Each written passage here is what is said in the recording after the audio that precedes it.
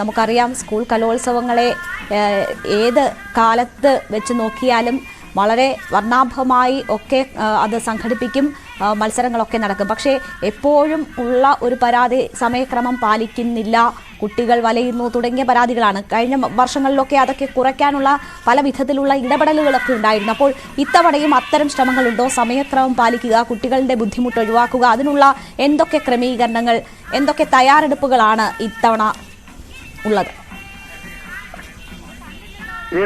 ഇത്തവണ അതിനുവേണ്ടിയുള്ള എല്ലാ നടപടിക്രമങ്ങളും പാലിച്ച് മുന്നോട്ട് പോകുമെന്നാണ് കഴിഞ്ഞ ദിവസം വിദ്യാഭ്യാസ മന്ത്രി അറിയിച്ചിട്ടുള്ളത്. അതിന്റെ ഭാഗമായി വൈകിട്ട് 6 മണിയോടുകൂടി അവസാന ഇനം ആരംഭിക്കും. അവസാന ഇനം 6 മണിയോടുകൂടി അവസാനിപ്പിക്കുമെന്നാണ് മനസ്സിലാക്കുന്നത്. അങ്ങനെ 6 മണിക്ക് തുടങ്ങിയാൽ പക്ഷേ വളരെ വൈകുന്ന തരത്തിലേക്ക് പോകാതെ ഏകദേശം 9 മണിയോടുകൂടി തന്നെ പൂർത്തീകരിക്കാൻ, ഈ ഇനങ്ങളെല്ലാം പൂർത്തീകരിക്കാൻ സാധിക്കുമെന്നാണ് ഈ സംഘാടകർ പ്രതീക്ഷിച്ചുകൊണ്ടിരിക്കുന്നത്. അത്തരത്തിലുള്ള ഷെഡ്യൂളുകൾ തന്നെയാണ് തയ്യാറാക്കിയിരിക്കുന്നത്. അത്തരത്തിൽ വിദ്യാർത്ഥികൾക്ക് കൂടുതൽ പ്രയാസപ്പെടാത്ത രീതിയിൽ കാര്യങ്ങൾ മുന്നോട്ട് പോകുന്നതിന് വേണ്ടിയുള്ള ഷെഡ്യൂളുകളാണ് ചെയ്തിരിക്കുന്നത്. പക്ഷെ അത് എത്രത്തോളം ഫലപ്രദമാണെന്ന് നമുക്ക് കണ്ടറിയേണ്ടിയിരിക്കുന്നത്. കാരണം കഴിഞ്ഞ ദിവസവും ഇതിന്റെ ജനങ്ങൾ സൂചിപ്പിച്ചതുപോലെ തന്നെ ഇതിനുവേണ്ടിയുള്ള ഇടപെടൽ സർക്കാരിന്റെ ഭാഗത്തുനിന്നുണ്ടായിരുന്നു, പൊതുവിദ്യാഭ്യാസ വകുപ്പിന്റെ ഭാഗത്തുനിന്നുണ്ടായിരുന്നു. പക്ഷേ പിന്നീട് ചില പ്രശ്നങ്ങൾ ഉണ്ടാവുന്ന നമ്മൾ കാണുകയും ചെയ്തു. പിന്നീട് അത് പരിഹാരം കാണുന്നതിന് വേണ്ടിയുള്ള നടപടികൾ സ്വീകരിച്ചുവെങ്കിൽ പോലും തന്നെ ഇത്തവണ അത്തരത്തിലുള്ള അത്തരത്തിലുള്ള പ്രശ്നങ്ങൾ ഉണ്ടാകാതിരിക്കാനും ഒക്കെ തന്നെ അതിനുവേണ്ടിയുള്ള പരിഹാരം ഉടനടി കാണുന്നതിന് വേണ്ടിയുള്ള സജ്ജീകരണങ്ങൾ ഒരുക്കിയിട്ടുണ്ട്.